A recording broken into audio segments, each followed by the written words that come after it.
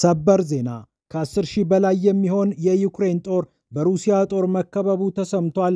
ይህንኑ የሩሲያ ጦር ለፕሬዝዳንት ቭላዲሚር ፑቲን ሪፖርት ማድረጉም ታውቋል። በሁለት የተለያዩ ግንባሮች ከ10500 በላይ የዩክሬን ወታደሮች መከበባቸው በተሰማበት ሰዓት የሩሲያው ፕሬዝዳንት ቭላዲሚር ፑቲን ይህ ጦር እጁን ከመስጠት ውጪ ምንም ምርጫ እንደሌለው በማውሳት እጅህን ስጥ ሲሉ ጥሪያቸውን አቅርበዋል። በሌላ በኩል የሩሲያ ጦር ለፕሬዝዳንት ቭላዲሚር ፑቲን አንድ ተጨማሪ ሪፖርት አቅርቧል። የተለያዩ ግንባሮችን እየተዘዋወሩ የቃኙት ቭላዲሚር ፑቲን ከ14000 ኪሎ ሜትር በላይ መወንጨፍ የሚችለውን አደገኛውን ሚሳኤላቸውን በተመለከተ ዝርዝር ነገር ሰምተዋል። ይህንን ሚሳኤል አሁን ከምን እንመድበዋለን? ማንም እኮ ይህንን አልታጠቀውም ሲሉ ጦራቸው የታጠቀውን ይህንን ሚሳኤል አንቆለጳጵሰዋል። ቭላዲሚር ፑቲን ሌሎች ዝርዝር ሪፖርቶችም በዕለተ ሰንበት ቀርበውላቸዋል። ፒያሳ ኔትወርክን ስትከታተሉ ሁሉንም በጥልቀት ታገኛላችሁ። ፒያሳ ኔትወርክን ሰብስክራይብ፣ ላይክ እና ሼር በማድረግ የፈጣን የተአማኒና የጥልቅ ዘገባዎች ቤተሰብ ሁኑ ስንል በአክብሮት ጋብዘናል። አሁን ወደ ጉዳያችን አለፍን። ከ10 ሺህ በላይ የዩክሬን ጦር ተከቧል ነው የተባለው። ይህንን በተመለከተ የሩሲያ ጦር ኃይሎች አዛዥ የሆኑት ጀነራል ቫሌሪ ጌራሲሞቭ ከቭላዲሚር ፑቲን ጋር በነበራቸው ቆይታ አረጋግጠዋል። ፑቲን በዕለተ ሰንበት የጦራቸውን እንቅስቃሴ በተመለከተ ወታደራዊ ዩኒፎርማቸውን አድርገው ስብሰባ ተቀምጠው ነበር። የተለያዩ የግንባሮችን ሪፖርቶችም ሰምተዋል። ከሰሞኑ አንዴ በማዕቀብ አንዴ በተለያዩ ምክንያቶች ሩሲያ ላይ ከፍተኛ ጫና ለማሳረፍ የአውሮፓና የኔቶ ጥምር ኃይል እንቅስቃሴ እያደረገ ባለበት በዚህ ሰዓት ሩሲያ ምናልባት ጦርነቱን መቋጨት አትችልም፣ በነዳጅ ላይ ጥገኛ የሆነው ኢኮኖሚዋ ይንኮታኮታል የሚሉ የተለያዩ ሪፖርቶች ሲቀርቡባት እንደነበር ይታወሳል። ፑቲን ግን ቋንቋችን ከእንግዲህ ወታደራዊ ይሆናል ብለዋልና አሁን ወታደሮቻቸውን ሰብስበው ስለ ግንባር መረጃ ጠይቀዋቸዋል። መልካም ዜናዎችንም ሰምተዋል። 10 ሺህና ከዛ በላይ የዩክሬን ወታደሮች እንደተከበቡም አውቀዋል። ኩፒያንስክ የተባለችው አንደኛው አካባቢ እነዚህ ወታደሮች የተከበቡባት ስፍራ መሆኗም ታውቋል። ክራስሞያስክ የተባለችው ሌላኛው አካባቢም ወታደሮቹን ከባ ይዛለች ነው የተባለው። የሩሲያ ጦር በተለያዩ ግንባሮች እያደረገ የሚገኘው ወታደራዊ እንቅስቃሴ የቀጠለ ሲሆን ይህም በተመለከተም ክሬምሊን መግለጫ ሰጥቷል። የክሬምሊን ቃል አቀባይ የሆኑት ዲሚትሪ ፔስኮቭ እንዲህ አሉ። በሁለት ግንባሮች ከ5000 እና ከ5500 በላይ የሚሆኑ የዩክሬን ወታደሮች ተከበዋል አሉ። 5000 የሚሆኑት የዩክሬን ወታደሮች የተከበቡት ኩፒያንስክ የተባለች በምትጠራው ስፍራ ሲሆን ክራስሞያስክ የተባለች በምትጠራው ስፍራ ደግሞ 5500 እና ከዛ በላይ የሚሆኑ የዩክሬን ወታደሮች ተከበዋል ነው የተባለው። እነዚህ አካባቢዎች የሩሲያ ጦር ባለፉት ተከታታይ ጊዜያት ከፍተኛ ማጥቃት የሰነዘረባቸውና በዩክሬንም ላይ ከፍተኛ ኪሳራ የደረሰባቸው እንደሆነ እኒህ ቃል አቀባይ አንስተዋል። አንደኛዋ ግዛት በካርኮቭ የምትገኝ ሲሆን ሌላኛዋ ደግሞ በዶኔስክ አካባቢ ትገኛለች።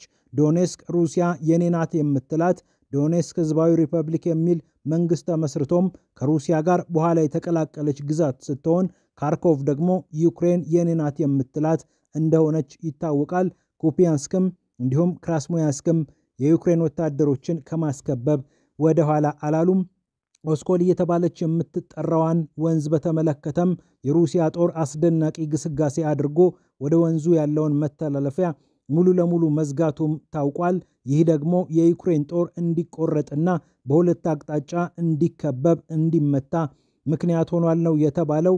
ያምፖል የተባለችው ግንባር ላይም ከ70 በመቶ በላይ የሚሆነውን አካባቢ የሩሲያ ጦር ሙሉ ለሙሉ ማጽዳቱን ወይም ደግሞ በእጁ ማስገባቱን ሩሲያ ይፋ አድርጋለች። በአጠቃላይ በተከበቡት አካባቢዎች በተለይ በክራስሞያስክ አካባቢ ደግሞ ከ31 በላይ የሚሆኑ የዩክሬን ሻለቃዎች መከበባቸው ታውቋል። እነዚህ የጦር እንቅስቃሴዎች እንግዲህ የሩሲያ ጦር ቀስ እያለ አንዳንድ ስፍራዎችን እያስለቀቀ ወታደራዊ ውጤት ማምጣት እየቻለ እንደሆነ አመላካች ነው ተብሏል። በእርግጥ በኔቶም በኩል ይህ የሩሲያ ግስጋሴ የተካደ አይደለም። ምክንያቱም የሩሲያ የጦር እንቅስቃሴ የታወቀ ስለሆነ ዩክሬን ደግሞ በአንጻሩ ወታደር እያነሳት እንዲሁም የጦር መሳሪያ አቅርቦትም ዝቅ ያለባት ስለመገኘቷ በተደጋጋሚ የተለያዩ ሪፖርቶች እየቀረቡ ይገኛሉ። አንድም የተኩስ አቁም ስምምነት የፈለገችው ለዚህ ነው። ተኩሱ ከቆመ ኃይሏን ለማደራጀት ተጨማሪ ወታደሮቿን ለመመልመል ተጨማሪ ረጅም ርቀት ሚሳኤል ተወንጫፊ መሳሪያዎችንም በእጇ ለማስገባት ነው የምትፈልገው። ይህን ተከትሎ እንግዲህ የሩሲያው ፕሬዝዳንት ቭላዲሚር ፑቲን ያስተላለፉት መልእክት አለ። የተከበበው ጦር እጁን ከመስጠት በስተቀር ሌላ ምርጫ የለውም ብለዋል። ነገር ግን በአካባቢው የሚኖር ህዝብ እንዳይጎዳ እንዲሁም ደግሞ ራሱ የሩሲያ ጦርም መጎዳት የለበትም። ስለዚህ በመመሪያችን መሰረት ሁሉም ነገር መቀጠል አለበት። የዩክሬን ጦር ደግሞ በባህሪው ሰብአዊ ጋሻ ይፈልጋል። ስለዚህ ሲቪሎችን እዛ አካባቢ አስጎድቶ እሱ ሊተርፍ ይፈልጋል ወይም ወታደራዊ ውጤት ለማግኘት ይህንን ሊያደርግ ስለሚችል ጥንቃቄ ይደረግ ብለዋል። ሌላኛው የተሰማውና ፑቲን ደግሞ ለጦራቸው ያስተላለፉት መልእክት የጦር መሳሪያዎቻቸውን ይመለከታል። ጦራቸው ለፑቲን ሪፖርት አቅርቦ ነበረ። ከ14,000 በላይ ኪሎ ሜትሮችን መወንጨፍ ስለሚችለው ሚሳኤላቸውም ዝርዝር ማብራሪያ ቀርቦላቸዋል። ከሰሞኑ እንደሚታወቀው የኒኩሌር ወታደራዊ ልምምድ ሩሲያ እንዳደረገች ይታወቃል። ስትራቴጂክ የጦር ኃይሏን ለመፈተሽና በአየር በምድር በባህር ወታደራዊ እንቅስቃሴ ቢደረግ ምን አይነት ምላሽ እንሰጣለን የሚለውን ለመፈተሽ ሞስኮ ከበድ ያለ ወታደራዊ ልምምድ አድርጋ ነበረ። የኒኩሌር ኃይሏን በዚህ ተሳትፏል። በአጠቃላይ እንግዲህ በጣም ግዙፍ የሚባሉ ሚሳኤሎችም ተሳትፈው ነበር በዚህ ወታደራዊ ልምምድ። ቡሬቨስትኒክ እየተባለ የሚጠራውና ከ14,000 ኪሎ ሜትር በላይ መወንጨፍ የሚችለው ሚሳኤልም የዚሁ የልምምድ አካል እንደነበረ ነው የተሰማው። ጌራሲሞቭ እንግዲህ ይህንን በተመለከተ ዝርዝር ነገር ለቭላዲሚር ፑቲን አዋርተዋቸዋል ወይም ደግሞ አቅርበውላቸዋል ነው የተባለው። ይህ ሚሳኤል ከ14,000 ኪሎ ሜትር በላይ መወንጨፉ ብቻ ሳይሆን የሚወነጨፍበትን ፍጥነት በጣም ከፍ ያለ ነው። በአጠቃላይ እንግዲህ በሰዓታት ደረጃ 14,000 ኪሎ ሜትር ተጉዞ የፈለገውን ኢላማ መምታት ይችላል ነው የተባለው። ቴክኒካዊ አቅሙ በጣም አስገራሚ እንደሆነ ነው የተነገረው። ቭላዲሚር ፑቲንም ስለዚህ ሚሳኤል ሲናገሩ መደበኛ በሆነ የባሊስቲክ ሚሳኤል አካሄድ አይደለም የሚሄደው ብለዋል። የተለያዩ ሪፖርቶችም እንደሚጠቁሙት ይሄ የጦር መሳሪያ ወደ ላይም ወደ ጎንም በሚወነጨፍበት ሰዓት በተለመደው የባሊስቲክ ሚሳኤል መንገድ አይደለም ወይም ደግሞ ትራጀክተሪ አይደለም የሚጓዘው። በዚህም ምክንያት ራዳሮችን መሸወድ ይችላል። መጣ ሲባል እየሄደ ሄደ ሲባል እየመጣ ጉዳት ማድረስ ይችላል። ሌላው የሩሲያ ጦር ሪፖርት ያደረገው ነገር ታዲያ ይህ የጦር መሳሪያ ራዳሮችን እንደ ልብ መጣስ የሚችል ነው ብሎለታል። ቡሬቨስትኒክ እንግዲህ ከዚህ ቀደምም ያው ሙከራ ሲደረግለት ነበረ።